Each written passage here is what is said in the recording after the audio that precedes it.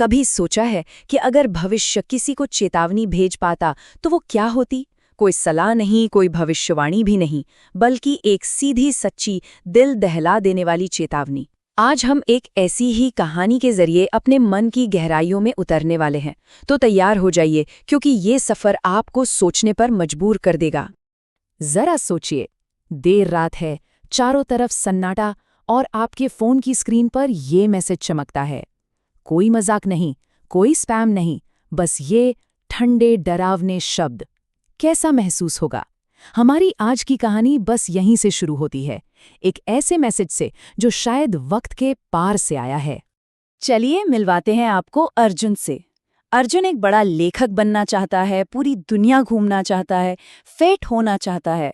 मतलब उसके सपने तो बहुत बड़े हैं, लेकिन उन सपनों को हकीकत में बदलने का सही समय वो हमेशा कल आता है। आज के आराम में रहना जैसे उसकी आदत सी बन गई है। ये लाइन कितनी जानी पहचानी लगती है ना? मैं सोमवार से शुरू करूंगा। ये एक आरामदायक कंबल की तरह है जिसे हम सब ओढ़ लेते हैं ताकि हमें उन मुश्किल कामों का सामना ना करना पड़े जो हमें डराते हैं। और अर्जुन के लिए तो ये उसका मंत्र बन चुका था। जिम जाना हो, लिखना हो या कोई भी जरूरी काम, जवाब हमेशा एक ही होता था, सोमवार से। पता है, साइकोलॉजी में इसे टाइम इनकंसिस्टेंसी कहते हैं। अगर आसान भाषा में समझाऊं तो हमारा दिमाग ना अभी मिलने वाले छोटे छोटे मज़ों को भविष्य के बड़े इनामों से ज्यादा जरूरी समझता है। जैसे वेब सीरीज का एक और एपिसोड देख लेना एक हेल्दी बॉडी बनाने के बड़े गोल से कहीं ज्यादा आसान और मजेदार लगता है। देखा जाए तो हमारा आज का मन ही हमारे भविष्य के सपनों का सबसे बड़ा दुश्मन बन जाता है।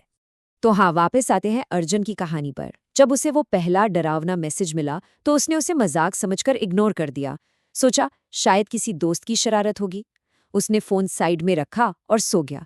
लेकिन वो ये नहीं जानता था कि ये सिर्फ शुरुआत थी, एक ऐसी रात की जो उसकी जिंदगी हमेशा के लिए बदलने वाली थी। पहला मैसेज तो बड़ा सीधा और सिंपल था, अपना समय बर्बाद करना बंद करो, ये एक चेतावनी है। अर्जुन के लिए इसे भूलना बहुत आसान था। वो तो हल्का सा हंसा और भूल भी गया।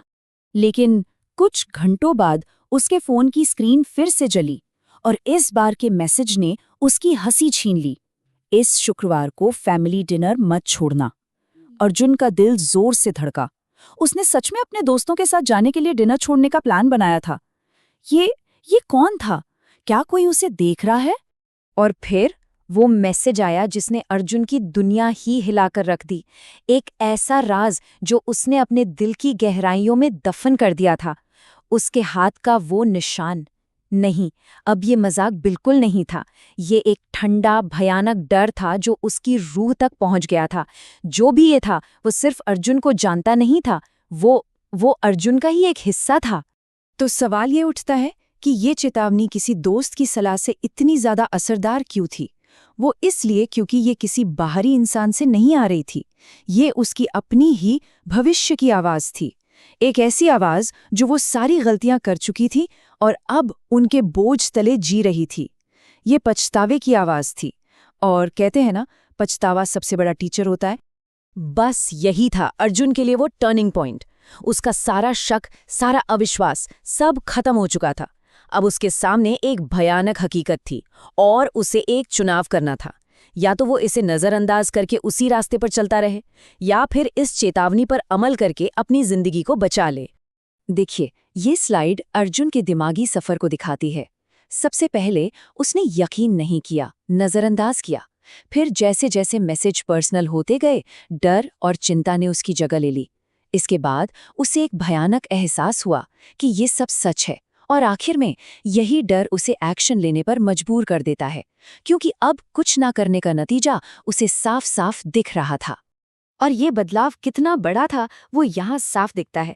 जहाँ पहले टाल मटोल और आज के आराम को तवज्जो दी जा रही थी, अब वहीं हर एक पल कीमती लग रहा था। भविष्य अब कोई धुंधली सी तस्वीर नहीं, बल्कि एक हकीकत थी जिसके नतीजे साफ थे। आराम की जगह डर ने ले ली थी, लेकिन ये वो डर था जो उसे आगे बढ़ा रहा था, उसे बेहतर बनने पर मजबूर कर रहा था। अब देखिए, अर्जुन की कहानी एक साइंस फिक्शन जैसी लग सकती है, लेकिन इसका जो सबक है ना, वो बहुत असली और गहरा है। हमें अपनी जिंदगी बदलने के लिए भविष्य से किसी मैसेज का इंतजार करने की जरूरत नहीं है। वो आवाज, वो चेतावनी हम सबके अंदर ही मौजूद है। तो ये भविष्य का मैं आखिर है क्या? ये कोई भूत या भविष्य का यात्री नहीं है, ये हमारे अंदर की ही आवाज है, हमारा ज़मीर, हमारी अंतरात्मा जो हमें सही और गलत के बीच का फर्क बताती है। ये हमारे उन सपनों की पुकार है जिन्हें हम हर रोज टालते रहते हैं। हमें बस रुक कर उसे सुनने की जरूरत है। तो फिर इस आवाज को सुना कैसे जाए? ये स्लाइड हमें रास्ता दिखाती है। सबसे पहले अपने बड़े लक्ष्यों को पूरी ईमानदारी से स्वीकार करें। फिर उस भविष्य की तस्वीर देखें जहां कुछ नहीं किया गया, उस पछतावे को महसूस कीजिए और फिर उन छोटे आसान कदमों को पहचानिए जो आज अभी उठाए जा सकते हैं। अपने आने वाले कल के लिए आज ही एक्शन लीजिए। तो चलिए इस पूरी बातचीत को हम इसी एक शक्तिशाली सवाल के साथ खत्म करते हैं। बस एक पल के लिए सोचिए, अगर किसी का भविष्य उसे आज सिर्फ एक सबसे जरूरी मैसेज भेज सकता, तो वो मैसेज क्या होता?